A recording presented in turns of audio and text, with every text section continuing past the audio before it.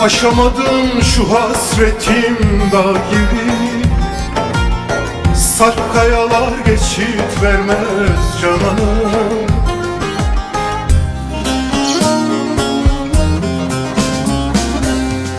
Dostlar şu derdime derman desem bir çare olur mu?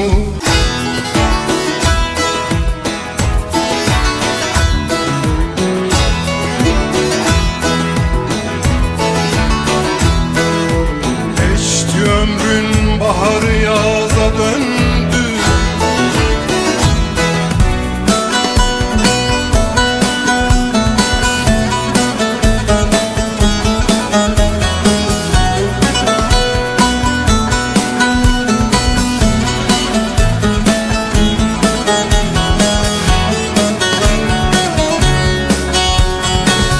Geldi aman eyleyeyim baharı.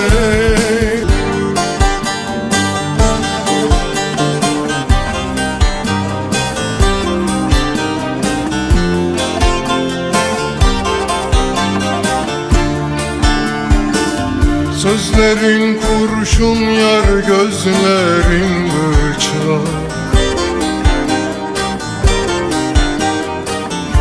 Ne gezersin böyle şaşkın, türlü türlü hale düştün.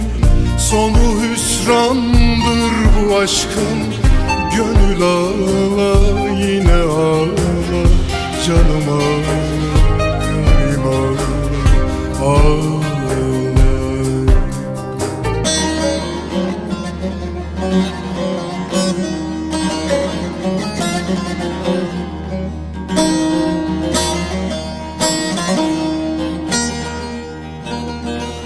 Zalim olma gözlüm, ateş olup yakma özüm.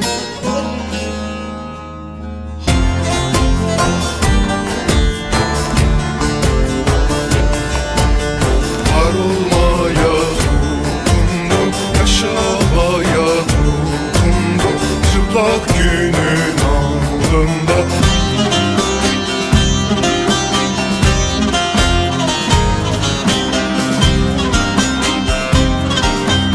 Bedeni sardı bir yara, ne sağ kor ne diri yara.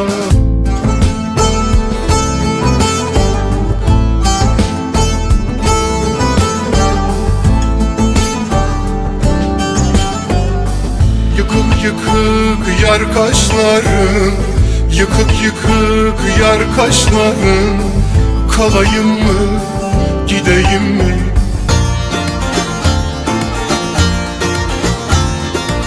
Ellerin altında zaman serveti, zaman serveti.